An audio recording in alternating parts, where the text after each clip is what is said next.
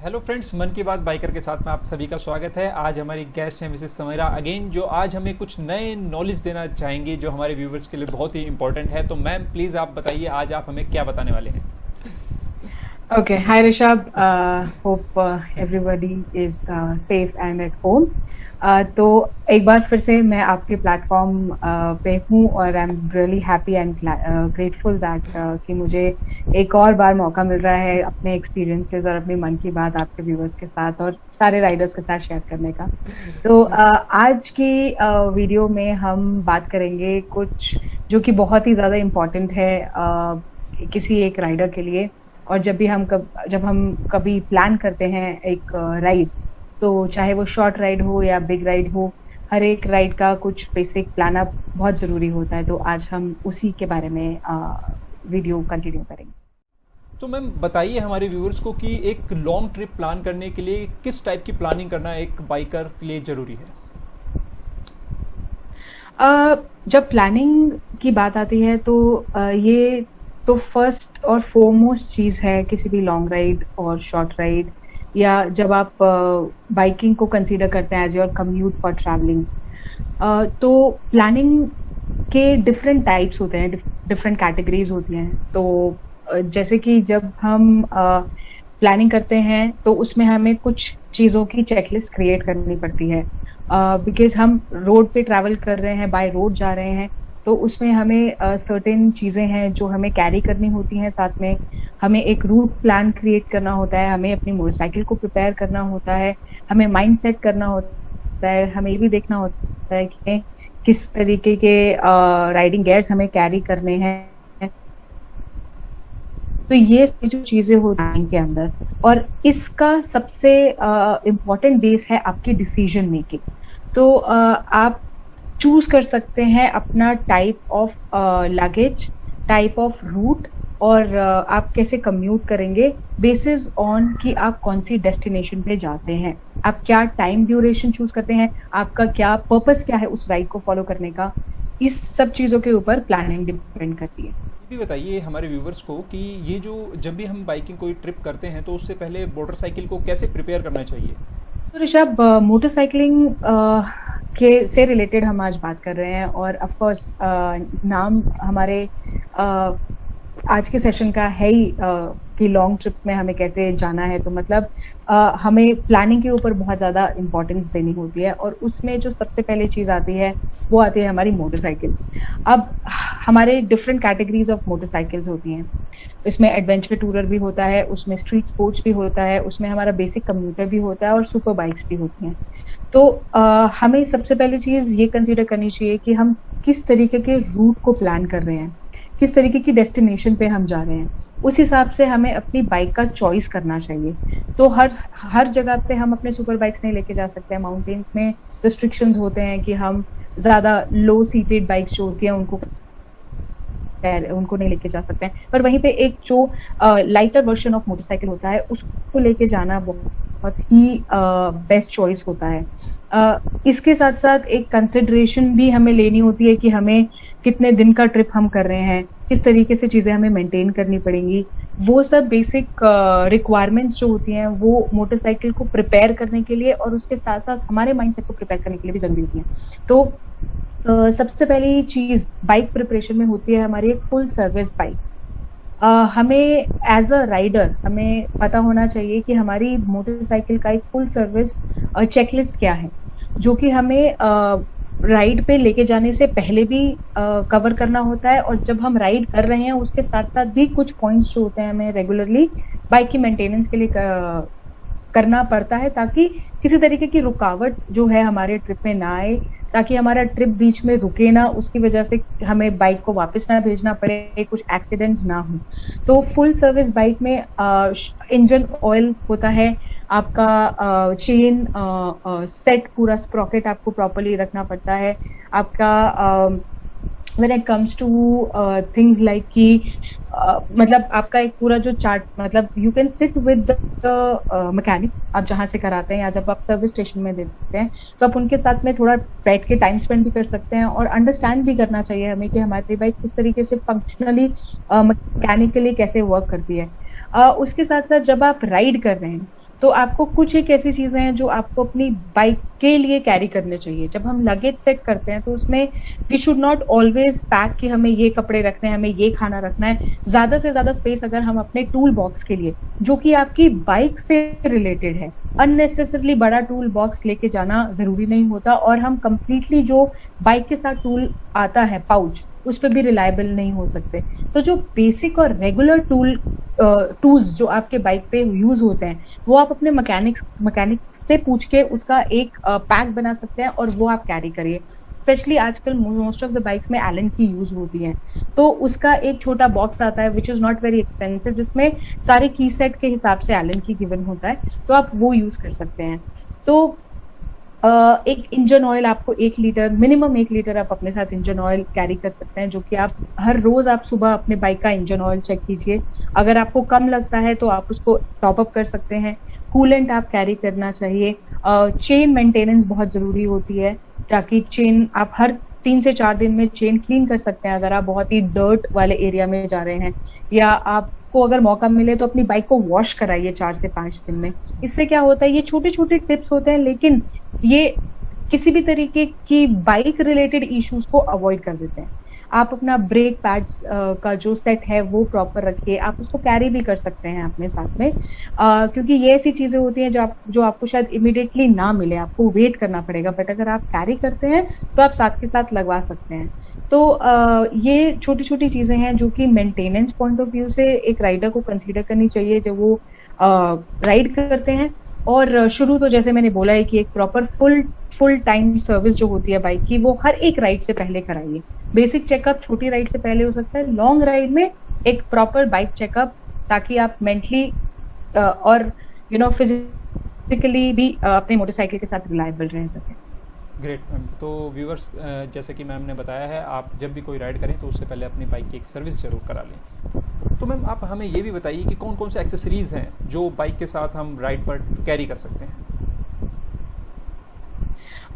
Motorcycle ride और accessories का combination बहुत बहुत बहुत जरूरी है ऋषभ, क्योंकि हम कभी भी लॉन्ग राइड पे जाते हैं तो वहां पे हमें अपना सामान असॉर्टेड मैनर में नहीं लेके जाना चाहिए।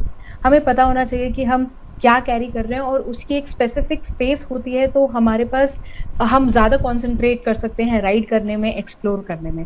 तो अगर आज हमें इतनी सारी इंफॉर्मेशन अवेलेबल है, इतने सारे ब्रांड्स हमारे पास जो कि पॉकेट फ्रेंडली ब्रांड्स हैं, इंडियन ब्रांड्स हैं, इंटरनेशनल ब्रांड्स हैं, वो हमारी कैसी हमारी रिक्वायरमेंट है, किस तरीके की हमारी रीच है स्पेंड करने की, उसके ऊपर डिपेंड करता है। लेकिन एक बेसिक लिस्ट है जो कि हम मोटरसाइकिलिंग ट्रिप में कैरी करते हैं एज एन एक्सेसरीज, और वो भी कुछ ऐसी चीजें हैं जो शायद एक राइडर को लगे कि उसे जरूरत नहीं है, पर दूसरे राइडर को लग सकता है कि जरूरत है।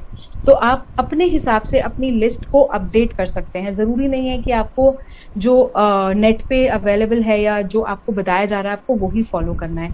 तो सबसे पहले चीज होती है, आप लगेज किस पे रखते हैं। लगेज रखते हैं हम अपने बैग में। तो जब हम बाइक पे ट्रैवल करते हैं तो हम बैक पैक्स या ट्रॉली या ऐसी चीजें हम लोग नहीं, is not a preferable thing, क्योंकि वो आपके बाइक पे एडिशनल वेट क्रिएट करता है। और जब आप लंबी राइड के लिए जाते हैं उस टाइम पे हम जितना हल्का अपने बाइक को रखते हैं, उतना आसानी से हम काफी सारे हार्डल्स और डिफरेंट रोड ट्रेल्स को एक्सपीरियंस कर सकते हैं। तो उसके लिए बाइकिंग में जो बैग्स हम कैरी करते हैं, वो या तो आप सैडल बैग कैरी कर सकते हैं या आप टेल बैग कैरी कर सकते हैं। उसमें एक छोटे डफल बैग्स भी आते हैं जो कि आप अपने सैडल बैग्स या टेल बैग के साथ में रख सकते हैं।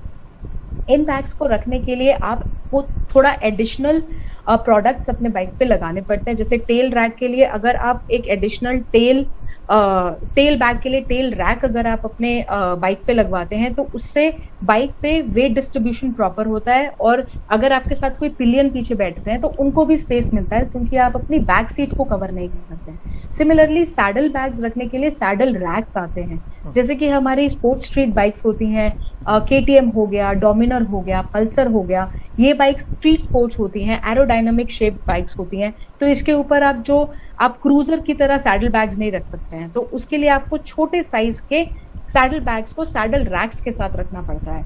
तो ये उसके साथ आप एक छोटा टेल बैग जो होता है वो कैरी कर सकते हैं, और ये लीटर्स कैपेसिटी वाइज आते हैं, तो जैसे 30 litres, 45 litres, 65 litres, 70 litres, up to 100 litres तक के बैग्स भी आते हैं। लेकिन एक 65 टू 70 लीटर्स का बैग एक नॉर्मल कम्यूटिंग 10 to 15 डेज के एक राइडर के लिए बहुत होता है, क्योंकि आप उसके साथ साथ में आप टैंक बैग भी कैरी कर सकते हैं। ये तो लगेज एक्सेसरीज होती हैं जिसमें ये चीजें कवर होती हैं। उसके अलावा आपके, अगर आप व्लॉगर हैं, आप कैप्चर्स करते हैं चीजें, तो फिर उसके लिए स्पेशल आपके एक्सेसरीज आती हैं जो कि आप अपने गोप्रोज को, अपने एक्शन कैमरास को प्रॉपर्ली प्लेस कर सकें। फ्रंट व्यू, रेयर व्यू, आप नीचे क्रैश गार्ड्स वगैरह पे लगा सकते हैं। और बाइक की प्रोटेक्शन एक्सेसरीज भी बहुत जरूरी होती हैं, जैसे मैंने बोला कि आपके क्रैश गार्ड्स होते हैं, नकल गार्ड्स होते हैं, विंडशील्ड होती है। ये छोटी छोटी चीजें हैं। एक्स्ट्रा लाइट्स हम लगाते हैं ताकि रात को क्लैरिटी मिले हमें। तो ये सारी होती है एडिशनल, जो कि मोटरसाइकिल रिलेटेड होती हैं। जो पहले मैंने आपको बताई वो लगेज रिलेटेड है और उसको उसी तरीके से रखा जाता है, बिकॉज ये सब जो होती है वो मोटरसाइकिल के अराउंड ही डिजाइन होती है। तो जब आप उनको बाइक पे प्लेस करते हैं तो आप कुछ भी चीज असॉर्टेड नहीं लगती है, कुछ भी डिसबैलेंस नहीं होता है, और आप इजीली, आपको भी स्पेस मिलता है बाइक के साथ आराम से राइड करने का। तो पोस्चर बेटर रहता है। और साथ में आपको कुछ चीजें होती हैं जो कि मैंने जैसे बोला कि कुछ चीजें हैं जो कि बहुत ही इंडिविजुअल बेस्ड हैं। Right. अगर आप ये सब एक्सेसरीज हैं जो बाइक के साथ जनरली लॉन्ग ट्रिप्स में कैरी करी जाती हैं। ओके मैम, तो हमारे व्यूअर्स को अब आप बताइए कि जो भी ये रूट प्लान है वो किस तरीके से प्लान किया जाना चाहिए? रूट प्लान ऋषभ एक बहुत ही वास्ट कैटेगरी है। जब हम रूट प्लान की बात करते हैं तो उसमें दो कैटेगरीज मुझे स्पेसिफिकली नजर आती है। एक होती है ओल्ड स्कूल कैटेगरी, जिसमें आप पुराने तरीके से प्लान करते हैं, जिसमें ज्यादा मॉडर्नाइजेशन नहीं है। एक होती है complete modern based technology route planning, जो कि बहुत ही सस्टेनेबल है हमारे आजकल के सिचुएशन और सिनेरियोज में, जहाँ पे बहुत अनप्रिडिक्टेबली ट्रैफिक रोड पे होता है, एक्सीडेंट्स हो जाते हैं, हमारी बाइक चोरी हो जाती है।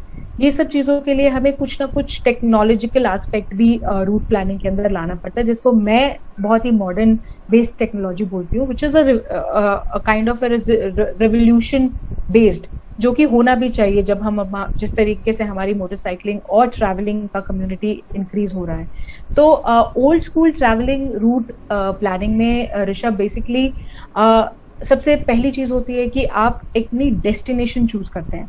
ठीक है, अब आप किस टाइप की राइड करना चाहते हैं। आपकी चॉइस ऑफ राइड जो है वो माउंटेन राइड्स है, या आप कोस्टल राइड के लिए जा रहे हैं, या आप बीच राइड के लिए जा रहे हैं, या आप बहुत सारे हाईवेज, और या आप कंप्लीटली एक एडवेंचरस एंड्योरेंस राइड के लिए जा रहे हैं। तो उसके ऊपर डिपेंड करता है कि आप किस टाइप का रूट प्लान चॉइस करते हैं। ठीक है, अब जब आप एक्सप्लोरेशन, आज हम बात कर रहे हैं मेनली कि लॉन्ग राइड्स में, और लॉन्ग राइड्स में हम मोस्टली एक्सप्लोरेशन एस्पेक्ट कंसीडर करते हैं, क्योंकि वो मोस्टली राइडर्स जो हैं वो उनका पहला चॉइस होता है करने का, और या फिर और राइडर्स भी जो होते हैं वो उसको ज्यादा एक्सप्लोर करते हैं परसेंटेज में। तो पहली होती है कि अगर आपने, मान लीजिए आपने माउंटेन चूज किया है अपनी पहली राइड के लिए, तो आपको उस जगह, उस रीजन में आप कौन कौन सी लोकेशन पे जाएंगे, सबसे पहले वो आइडेंटिफाई करना होता है। जब वो लोकेशन आइडेंटिफाई हो जाती है तो आप उसका एक ड्राफ्ट बनाइए। कोई भी चीज वर्बली रखते हैं तो हम क्योंकि हमें बहुत चीजें और एक्सप्लोर करनी होती हैं और चीजों को जानना होता है, तो हम उसको भूल जाते हैं।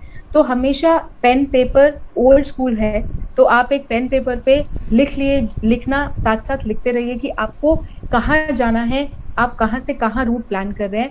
उसके बाद आप अपने गूगल मैप पे उस सारे आइडेंटिफाई लोकेशंस को डालिए और उनका किलोमीटर कैलकुलेशंस कीजिए।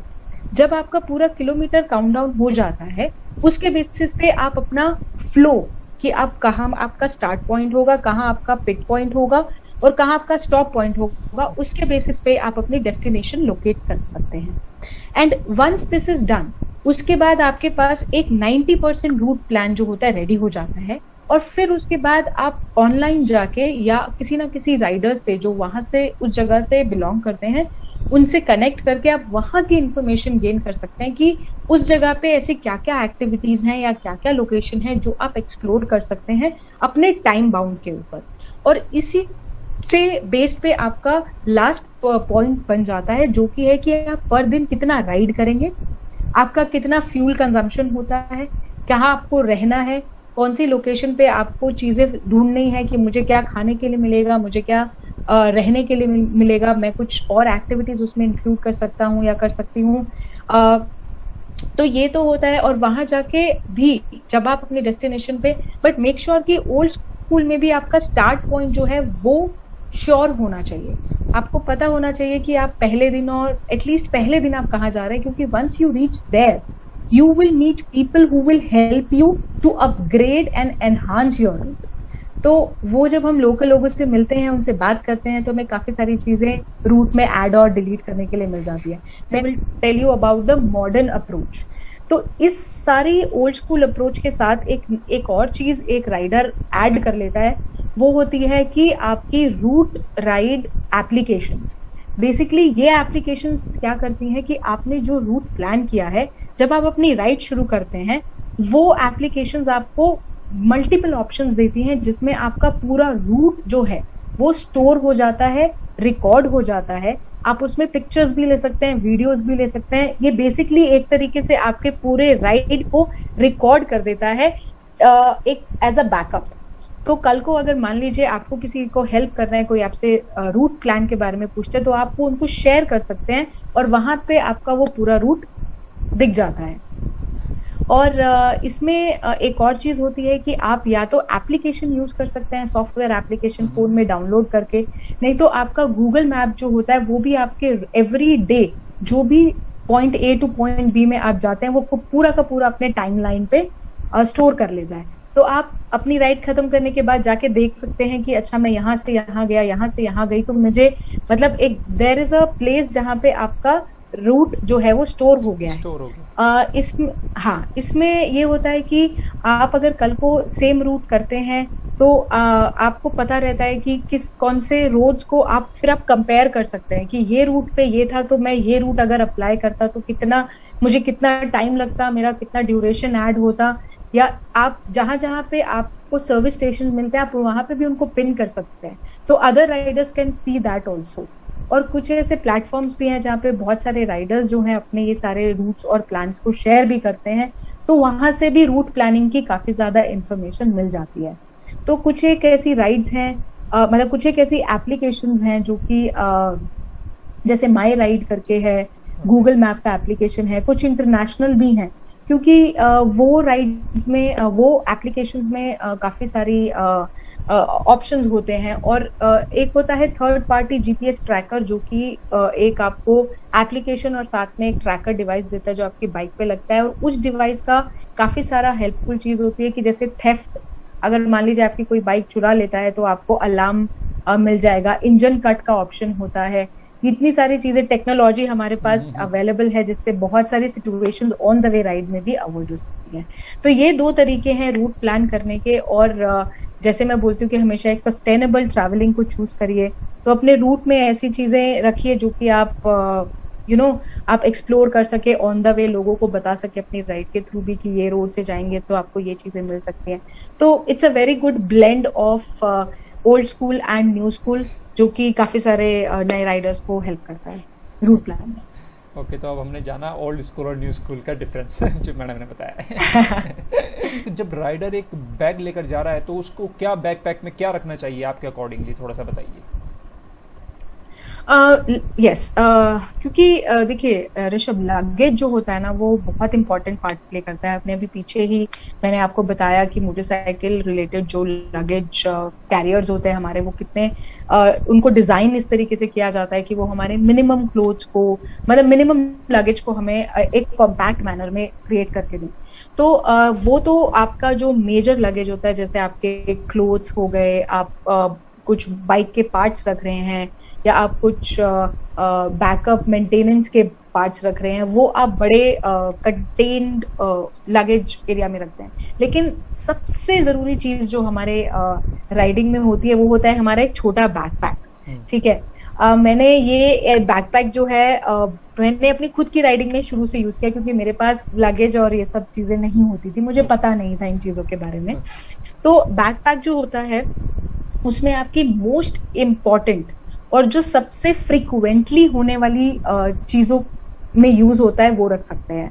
और बैकपैक ऐसी चीज है जिसको रखने के लिए लोग मोस्टली टैंक बैग्स को यूज करते हैं, क्योंकि वो आपके टैंक पे सेट हो जाता है। तो आप कहीं भी हैं तो आपको अपने बस ग्लव्स निकालने हैं और आप फटाफट जिप अप करते हैं और जो भी आपको उसमें से निकालना है आप निकाल लेते हैं। और मतलब 90% राइडर्स जो होते हैं वो it's a easy way to finding things out when you really need it. तो मान लीजिए अगर आपका कोई इमीडिएट फॉल हो गया तो बाइक का कुछ पार्ट लूज हो गया तो आप अपना पूरा का पूरा पीछे का बैग तो खोलेंगे नहीं, राइट? और खोलना भी नहीं चाहिए, because you gonna waste time, और आप किस सिचुएशन में गिरे हैं वो भी नहीं पता है, राइट? तो एक टैंक बैग मतलब एक बैकपैक जो होता है छोटा बैकपैक, उसमें आप अपना बेसिक एलन की, जैसे मैंने बोला, या जो भी स्क्रूज जो हैं, जिस स्टाइल के स्क्रूज आपके लगे हैं उसको ओपन करने का जो टूल होता है वो बहुत इंपॉर्टेंट होता है। पावर बैंक्स, चार्जिंग कोड्स, आपकी एक्स्ट्रा बंजी कोड, मान लीजिए आप गिर गए या आपका बंजी कोड टूट गया तो इमीडिएटली यू कैन आप लगा सकते हैं। फिर होता है कि आपके छोटे छोटे फूड बाइट्स, मतलब आप खाने की कोई चीज जो कि चलते चलते आप थोड़ा एंड्योरेंस मोड में है राइड के और आपको रुक के कुछ खाना नहीं है तो आप फटाफट से कुछ न्यूट्रिशन बार हो गया, नट्स रख लिया आपने, बादाम रख लिया, काजू रख लिया। जो चॉकलेट्स नहीं रखना चाहिए बैकपैक में, क्योंकि वो अगर वेदर ठीक नहीं है तो वो बहुत मेसी कर देता है।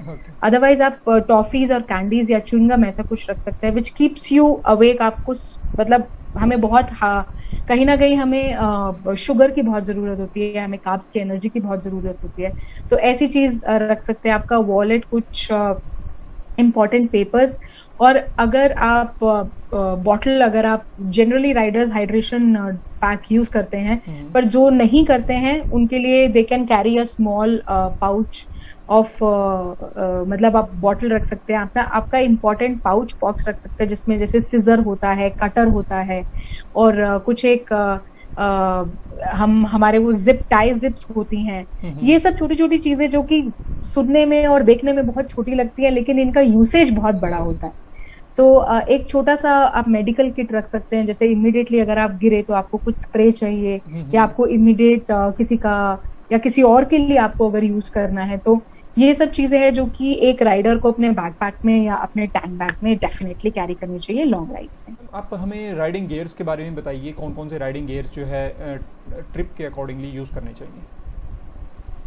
I think riding gears, Rishabh, हम मेरी पिछली 2 वीडियोस में भी आई थिंक हमने काफी डिस्क्राइब्ड मैनर में कहीं ना कहीं ब्रीफ मैनर में हमने उसके बारे में बात करी है। और आई थिंक जब भी कोई कॉन्वर्सेशन हो जो 2 व्हीलर से रिलेटेड हो तो हमें डेफिनेटली राइडिंग गियर को काफी इंपॉर्टेंस देना चाहिए, क्योंकि हर एक इंसान को या किसी ग्रुप को या आपके जैसे लोगों को जो अपने एक प्लेटफॉर्म रन करते हैं, they should use the time and share the importance and the awareness of.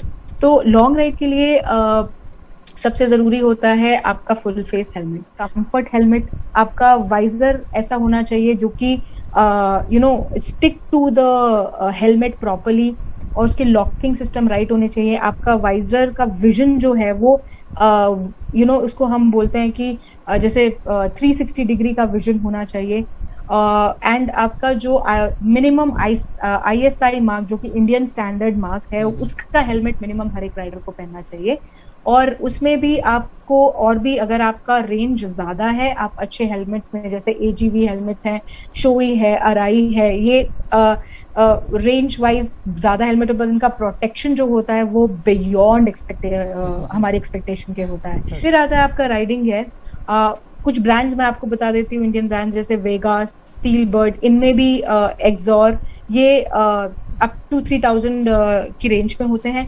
फिर आपके ब्रांड्स होते हैं MT, THH है, आपका LS2 है, और ये सारे ब्रांड्स हैं जो कि आपको एक डिफरेंट वेरिएशंस दे सकते हैं। फिर आता है आपका राइडिंग जैकेट, राइडिंग पैंट्स।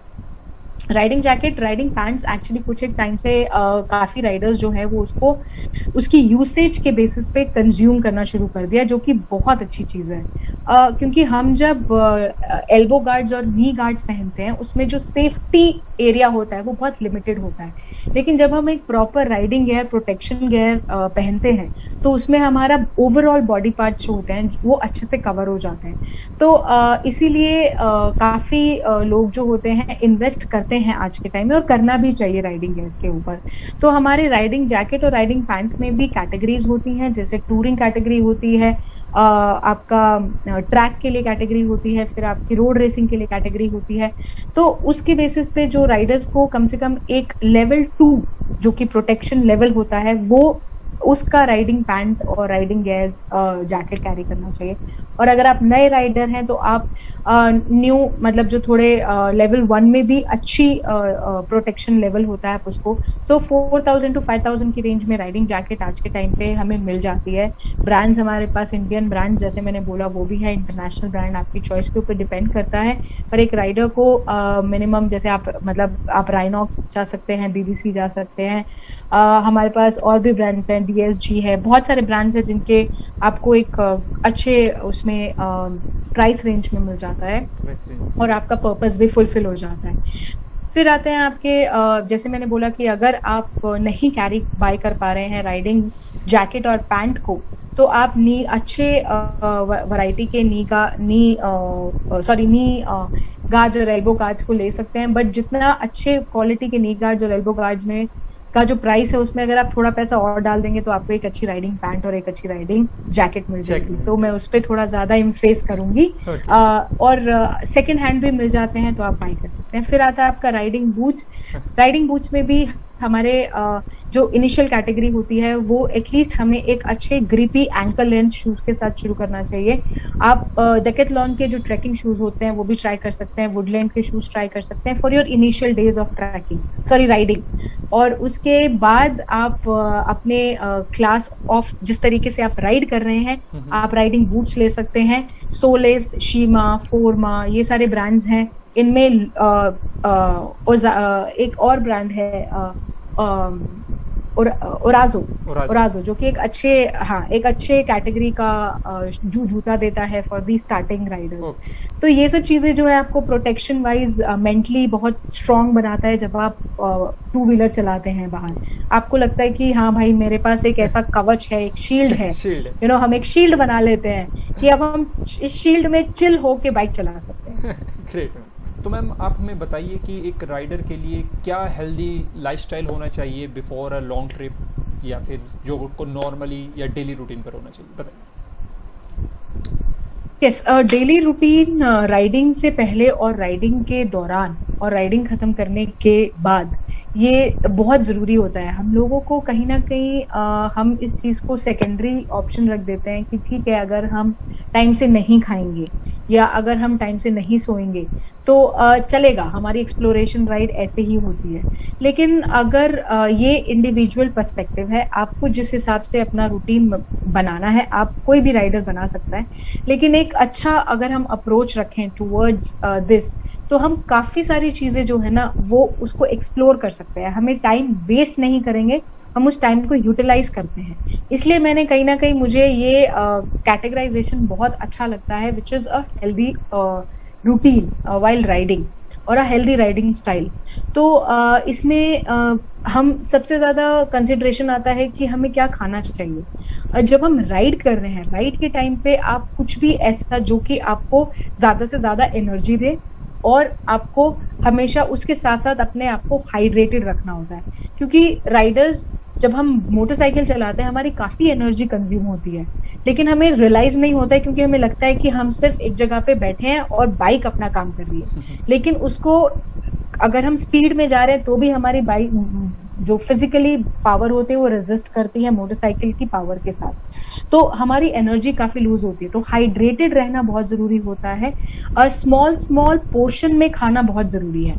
अगर आपका लंबा राइड है जहाँ पे आप मान लीजिए आज का दिन आपने 1000 किलोमीटर का राइड करना है और फिर 2 दिन का हॉल्ट है, तो आज के दिन में आप कम से कम 5 से 6 पोर्शन में खाइए। उसमें आप स्नैक्स भी खा सकते हैं, एक मील हैवी खाना चाहिए जो कि ज्यादा स्पाइसी ना हो। और काफी लोग बोलते हैं कि कर्ड लेने से या ये सब लेने से नींद आती है, राइस खाने से नींद आती है। कहीं ना कहीं इफेक्ट करता है, क्योंकि वो एक इंडिविजुअल का पैटर्न होता है खाना खाने का। लेकिन अगर आप उसी चीज को कम क्वांटिटी में खाते हैं तो वो आपको लॉन्गर एनर्जी देता है। और कहीं पे भी रैंडमली अगर आप कहीं पे रुकते हैं तो यू मेक श्योर कि बेसिक चीजें आप देख लें, कि क्योंकि जैसे आजकल सिचुएशन चल रही है, बहुत सारी चीजें और उठ के सामने आ रही हैं हमारे। तो ऐसे टाइम पे भी अगर कोई ट्रैवल करता है तो वो थोड़ा सैनिटाइजेशन का एस्पेक्ट जो है वो क्लियर कर सकता है। अगर आपका स्टमक बहुत ही सेंसिटिव है तो आप कोई चीज अगर बाहर से खा रहे हैं तो एक बेसिक खाना दाल रोटी और खिचड़ी सबसे बेस्ट होती है for a sensitive stomach rider. फिर ये तो खाने की बात होगी। और जब आप कहीं स्टे करते हैं वहाँ का लोकल खाना खाना बिल्कुल चाहिए। एक सस्टेनेबल ट्रैवलर की निशानी होती है कि आप लोकल कल्चर को एक्सप्लोर करें। और साथ में होता है कि आप टाइम पे उठना, टाइम पे राइड करना, बाइक का प्रॉपर मेंटेन करना, ये सब चीजें भी एक हेल्दी राइडिंग स्टाइल के अंदर आती है। जब आप अपनी कुछ रिस्ट्रिक्शंस होती हैं कुछ जगहों पे, तो उन जगहों को आप पहले से थॉरली गो थ्रू करके अपने रूट प्लान में सेट करना, और उसके बाद उसी को उसी रैंडम पेस के साथ फॉलो करना भी एक अच्छा क्वालिटी हो जाता है और एक अच्छी प्रैक्टिस है। हमें जो चीजें मैं आपको इसके अंदर बता रही हूँ, ये अगर एज अ राइडर हम लोग करते हैं तो वो हमें एक अच्छा फॉर्मेट दे देता है। हमारी हैबिट उन्हीं चीजों के अराउंड में बनती है। तो काफी ठंडी चीजें हमें मतलब बहुत ठंडा भी नहीं, बट ऑन द वे जितना लिक्विड कंज्यूम करते हैं उतना अच्छा होता है। बीच बीच में रेस्ट लेना बहुत जरूरी है।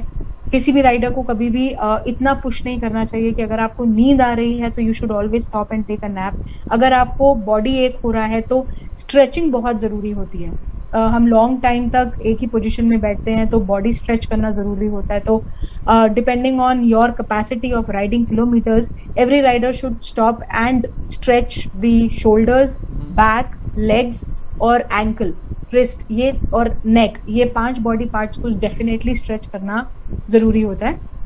और जब भी आप राइड शुरू करें, सुबह एक बेसिक स्ट्रेचिंग करिए और सोने से पहले भी बेसिक स्ट्रेचिंग करने से राइडर्स को काफी हेल्प मिलती है। जो मैडम ने बताया हेल्दी लाइफस्टाइल, ये जरूर फॉलो कीजिएगा बिफोर द राइड। कभी कभी मैम राइडर्स के साथ, जैसे हमने बहुत सी जर्नी में सुना है, कोई भी एक अनप्लान्ड सिचुएशन या फिर कोई भी एक ऐसी सिचुएशन आ जाती है, तो उसको कैसे टैकल करना चाहिए, आप बताइए प्लीज। देखिए, जब भी हम अपने घर से निकलते हैं, कुछ एक चीजें हैं, कहीं ना कहीं हम ह्यूमन माइंड है तो काफी सारी चीजें हम अज्यूम कर लेते हैं। कई बार काफी सारी चीजें नेगेटिवली आती हैं। तो एक जब आप राइड के लिए जाते हैं तो पॉजिटिव माइंडसेट रखना सबसे जरूरी होता है। कोई भी अनप्लान्ड सिचुएशन, जैसे आपने बोला, कुछ ऐसा सिनेरियो जो बाइक खराब हो गई ऐसी जगह पे जहाँ पे कोई है नहीं, तो या आपका कहीं फॉल हो गया, या आपका कुछ ऐसा कोई आपको फॉलो कर रहा है, ऐसा कुछ हरासमेंट वाला सिचुएशन हो गया, मल्टीपल सिचुएशंस होती हैं। तो उसमें सबसे पहली चीज होती है कि आपको पैनिक नहीं करना होता है। एक किसी भी सिचुएशन को अगर हम कामली और कंपोज्ड मैनर में करते हैं तो वो एक बेटर रिजल्ट के तौर पे ही बाहर आती है। तो कोई किसी भी सिचुएशन में पैनिक ना करके एक इमरजेंसी कांटेक्ट नंबर जो हर एक राइडर के पास डेफिनेटली होना चाहिए। जैसे मैंने आपको बताया था कि कुछ ट्रैकिंग डिवाइसेस होती हैं, वो ट्रैकिंग डिवाइसेस का लॉगिन भी आप अपने फ्रेंड्स को दे सकते हैं, जो कि अगर आप अकेले कहीं सोलो राइड कर रहे हैं, आप वुमेन राइडर हैं, मेन राइडर भी हैं, ग्रुप भी है, या आप ग्रुप के साथ है पर आप सेपरेट हो गए, तो आपके ग्रुप के पास वो ऐप है जो कि आपको ट्रैक कर सकती है। तो ये और इमरजेंसी कॉन्टैक्ट नंबर आपके होम स्क्रीन पे होना चाहिए, ताकि अगर कहीं पे भी आप फंस गए तो आप इमीडिएटली कॉल करके उनको अपडेट कर सकते हैं। तो they will help you to come out of the situation, और they might also help you to feel calm and composed and then take a decision. दूसरी चीज होती है ऋषभ की, आप अगर ऐसी जगह पे हैं, दिन का टाइम है, रात का भी टाइम है, तो आप किसी लोकल से बात करिए। अगर आपको बाइक फॉर अ इंस्टेंस, अगर आपको बाइक कहीं छोड़ के जानी पड़ती है, अगर आपको कोई अथॉरिटी पर्सन मिलते हैं, पुलिस के कोई लोग मिल रहे हैं, पेट्रोल बंक पे आपको कोई लोग मिल रहे हैं, आप उनके साथ, आपको हर किसी से भी बात करने की जरूरत नहीं है। आप जिस भी मान ली कोई शॉप आपको मिल गई, आप उनसे बात कर सकते हैं और आप उनको एक ओवरव्यू दे सकते हैं सिचुएशन का कि ऐसे ऐसे हो गया and this is how I want to come out. जब स्पेशली जब हम सोलो ट्रैवल करते हैं उस टाइम पे हमें जगह देख के रोकना चाहिए टाइम के बेसिस पे। ये मेल और फीमेल दोनों राइडर्स के ऊपर एप्लीकेबल होता है मेरे हिसाब से, क्योंकि हम अगर रैंडमली हर जगह पे रोकते हैं तो यू नेवर नो कि आसपास किस तरीके का माहौल है, बिकॉज हम तो वहां से सिर्फ जा रहे हैं, वहां रहते नहीं है, राइट। तो ये कॉन्शियस माइंड और कॉन्शियस प्रेजेंस ऑफ माइंड बहुत जरूरी होता है। अगर आपसे नहीं, आपका बाइक ठीक नहीं हो रहा है, पहले खुद ट्राई करिए कि आप कुछ एडजस्ट कर सके। अगर नहीं हो रहा है तो आप डेफिनेटली अप्रोच कर सकते हैं लोगों को, क्योंकि कई बार हम ऐसी सिचुएशन में फंस जाते हैं जहाँ पे नेटवर्क नहीं है, तो कोई भी शॉप नियर बाय आप जाके वहां जाके आप अपनी प्रॉब्लम को you can tell and ask people. आप लोकल, क्योंकि कहीं कहीं पे सिर्फ BSNL का नंबर चलता है, तो आप उनसे लोकल फोन लेके आप अपने इमरजेंसी कॉन्टैक्ट को कॉल कर सकते हैं। और अगर फोन ब्रेकआउट हो जाता है तो आप एक डायरी रखिए जिसमें आप सारी इंफॉर्मेशन कैरी कर सकते हैं। बाकी होता है कुछ किट, जैसे कुछ छोटा नाइफ या पेपर स्प्रे या ऐसी चीजें एज अ राइडर, मतलब हम लोग अपने साथ कैरी करना चाहिए हमें, which can help us to, हमें रेजिस्ट करना है किसी सिचुएशन को। मान लीजिए कोई अगर आपको फॉलो कर रहा है, तो जैसे मेरे साथ हुआ था जब एक रात के टाइम पे एक particular car was following me and my husband when we were on a Bhopal ride. तो वो उन्होंने काफी लंबे टाइम तक हमें फॉलो किया। तो हम बीइंग एंड उस टाइम पे मैं पिलियन थी, तो मेरे हाथ में कुछ ऐसी चीजें थी जो मैंने प्रिपेयर कर रखा था, फोन पे 100 नंबर डायल करके रखा हुआ था, हाथ में एक पेपर स्प्रे रखा हुआ था। और जैसे ही हम लोग बड़े ट्रक्स को उस टाइम पे फॉलो कर रहे थे, क्योंकि वो सिंगल लेन स्टेट हाईवे था और वो जंगल के थ्रू था, तो हमने बड़े ट्रक्स को या कार्स को अपने आगे रखा था, जो हमारे आगे थे हम उनको फॉलो कर रहे थे। और जहाँ पे जब हमें एक बड़ा पेट्रोल बंक मिला, हमने वहां पे जाके अपना गाड़ी पार्क किया, वहां पे जाके हमने बात करी वहां लोकल से, उन्होंने हमें नंबर दिए कि जहाँ पे हम कांटेक्ट कर सकते हैं। और लकीली वो टाइम था जब हम सिटी में एंटर कर रहे थे, तो उस थ्रू आउट दैट हमने कहीं पे भी as a pillion, as a women, मैंने पैनिक नहीं किया, and as a rider my husband didn't panic as well. हमें हमेशा ये सोचना है कि हम सिचुएशन से कैसे रेजिस्टेंटली निकलेंगे। ऐसा नहीं है कि अगर आपको कोई दिख रहा है तो आप उसको पुश मत करिए, क्योंकि आपको भी, हमें अपनी साइड से भी किसी को ये नहीं बोलना है कि हाँ भाई आ बैल मुझे मार, हमें उस सिचुएशन से बाहर निकलना है। तो और हमेशा मैं जैसे बोलती हूँ, कांटेक्ट जो है हमेशा इमरजेंसी कांटेक्ट अपना रखिए, और पैनिक कभी नहीं होना है, cool mindedly every situation we should follow. कि किस तरीके से एक रिस्पॉन्सिबिलिटी होनी चाहिए सोलो राइड में या ग्रुप राइड में भी किसी राइडर की? सी रिस्पॉन्सिबल तो हमें बिफोर राइडर हमें as a human being responsible होना चाहिए। और एक, क्योंकि जब हम बाइक्स पे निकलते हैं तो हमारे खुद की रिस्पॉन्सिबिलिटी तो है, लेकिन जब हम ग्रुप राइड पे निकलते हैं तो हमारे साथ में और लोगों की भी रिस्पॉन्सिबिलिटी आ जाती है। एटलीस्ट जो आपके आगे चल रहे हैं और जो आपके पीछे चल रहे हैं, वो दो ऐसे राइडर्स होते हैं जो कि एक ग्रुप, बड़े ग्रुप में भी एक छोटी छोटी टीम क्रिएट कर देता है और वो रिस्पॉन्सिबिलिटी सेट आउट कर देता है। तो मेन चीजें मैं आपको जरूर शेयर करूंगी कि एज अ सोलो राइडर हम जो चीजें हमें फॉलो करनी चाहिए। पहली चीज होती है कि हमें as a solo rider we should start our ride on time, और हमारे पिट स्टॉप्स प्री प्लान्ड हो तो अच्छा होता है। और कहाँ हम रुकेंगे वो भी अगर प्री प्लान हो तो सोलो राइडिंग को थोड़ा ईज आउट मिल जाता है। ऑन द वे हमें सही टाइम पे पेट्रोल फ्यूलिंग, रीफ्यूलिंग जो होती है वो हमें करानी चाहिए। हमें ज्यादा लंबे टाइम तक डिले नहीं करना चाहिए, specially when it gets dark. और आपकी सोलो राइडिंग में ट्रैकिंग जो होती है, मतलब कोई ना कोई आपका इमरजेंसी कांटेक्ट में रहना चाहिए, ताकि आप को भी अगर मान लीजिए कुछ इमरजेंसी हेल्पलाइन नंबर चाहिए, बाइक खराब हो गई है या कुछ है, किसी पर्टिकुलर लोकेशन में आपको नेटवर्क नहीं आ रहा है, तो उस टाइम पे आपका इमरजेंसी कांटेक्ट जो होता है वो कहीं ना कहीं से कुछ ना कुछ चीजें निकाल देता है, जो कि आप as a solo rider you will feel comfortable while riding. और दो तीन चीजें हैं, जैसे आपको कहीं पे रुकना, अननेसेसरली नहीं रुकना चाहिए। अगर आप you don't need to drink and drive, वो तो ग्रुप और सोलो राइड दोनों में कंसीडर होता है। नो ड्रिंक एंड राइड, और सुबह I would also say no drink so much कि आप हैंगओवर में भी राइड करें, क्योंकि वो भी इक्वली डेंजरस होता है। और जब आप ग्रुप राइड्स में जाते हैं तो हैंड सिग्नल्स बहुत जरूरी होते हैं ऋषभ। आपके आगे पीछे, जैसे मैंने बोला, दो लोग जो होते हैं वो कहीं ना कहीं आपके ऊपर डिपेंडेंट कर जाते हैं, चाहे आप कम स्पीड पे जा रहे हो या हाई स्पीड पे जा रहे हो। तो अगर आप लो स्पीड कर रहे हैं तो इमीडिएटली मेक श्योर कि आप अपने रेयर व्यू में देख के अपने पीछे वाले राइडर को इंटिमेट कर दें कि मैं स्लो हो रही हूँ या मैं स्लो हो रहा हूँ, या आगे ब्रेकर आ गया है या किसी ट्रक ने या किसी बस ने स्टॉप कर दिया, कट कर दिया। तो उस टाइम पे हर एक राइडर को एक तो नॉलेज होनी चाहिए इन हैंड सिग्नल्स की, और एक राइडर को उसको कॉन्शियसली करने की भी नॉलेज होनी चाहिए। ऐसा नहीं होना, क्योंकि बड़े ग्रुप में ऐसा होता है कि यू नेवर नो आपके आगे पीछे जो जा रहे हैं वो ऐसी चीजें फॉलो करते हैं कि नहीं। ठीक है, when you going in the group तो सबका एक सेम पैटर्न होना चाहिए राइडिंग का। सेम जगह पे आप रुक के आप दूसरे राइडर को कभी ज्यादा डिले नहीं कराना चाहिए।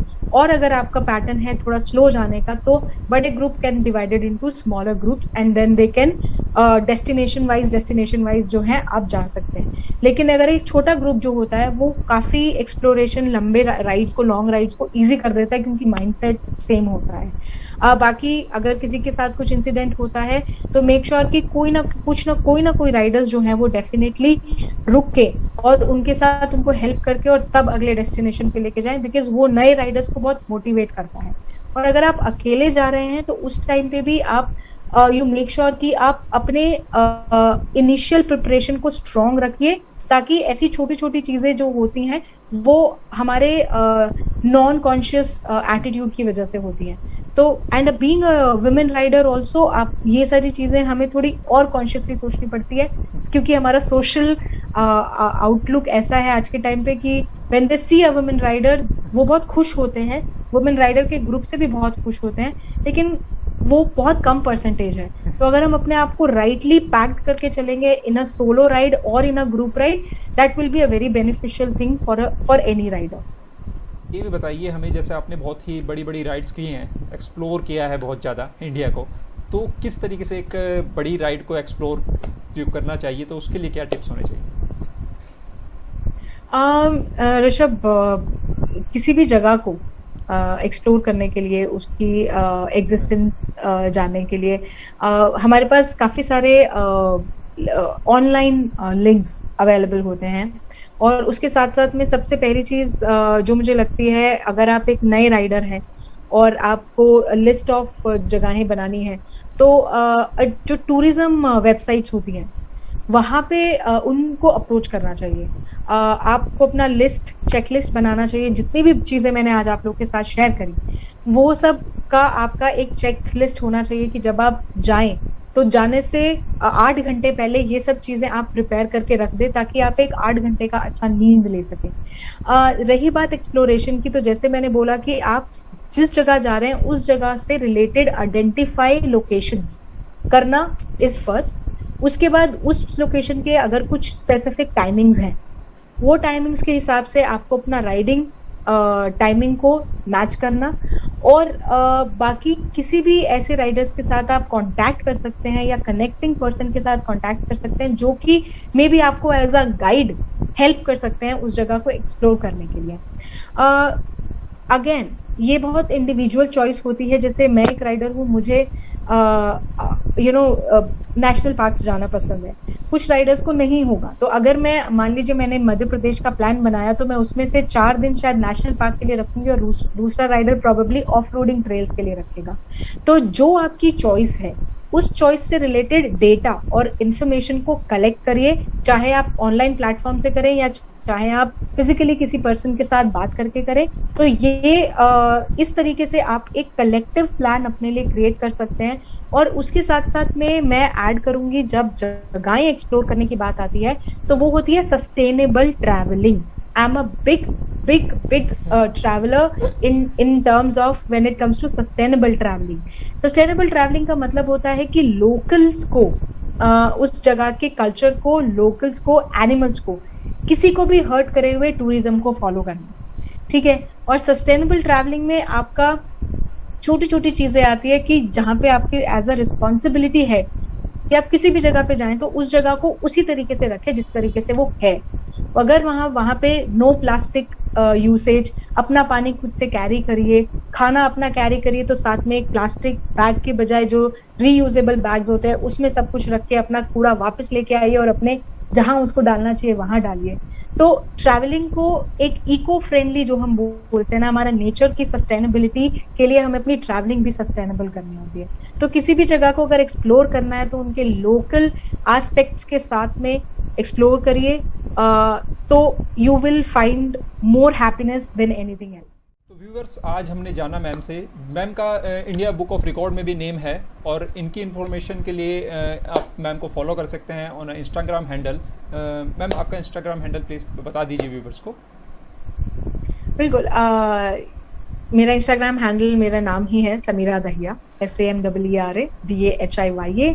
और फेसबुक पे आप मेरे को जिप्सी राइडर ऑन व्हील्स के नाम से भी सर्च करके आप मेरे को फॉलो कर सकते हैं। So you can find all my rides जो मैंने आज तक करी हैं, इंक्लूडिंग माय रिकॉर्ड राइड, और क्या एक्सपीरियंस है मेरा, और क्या अगर आपको किसी टाइप की किसी और इन्फॉर्मेशन, डिटेल इन्फॉर्मेशन चाहिए किसी भी पार्ट के बारे में, so you are free to follow and ask me question. Okay, तो मैम बहुत ही एक अच्छा एक्सपीरियंस रहा आपके साथ हमने इतनी ज़्यादा इन्फॉर्मेशन जो है गैदर की है और पहुंचा रहे हैं व्यूअर्स तक। तो व्यूअर्स, हम चाहेंगे कि और भी बाइकर्स के थ्रू आप तक इन्फॉर्मेशन ऐसी अच्छी पहुंचाते रहें हम, और एक्सप्लोर कराएं आपको पूरे इंडिया में किस तरीके से। तो प्लीज़ हमें सपोर्ट कीजिए। एजेंट 30 को, एजेंट 30 यूट्यूब चैनल को आप सब्सक्राइब कीजिए, और इंस्टाग्राम हैंडल पर भी हम एजेंट 30 के नेम से हैं। तो thank you very much again ma'am. हम ये कहना चाहेंगे कि आपने हमें एक इतना अच्छा टाइम दिया, और कितने इस टाइम में, इस पैंडेमिक में आपने किस तरीके से व्यूअर्स के पास एक करेक्ट नॉलेज पहुंचाई, जिससे कि वो गेन कर सकें कि बिफोर राइडिंग क्या क्या उनको करना चाहिए। Thank you very much again.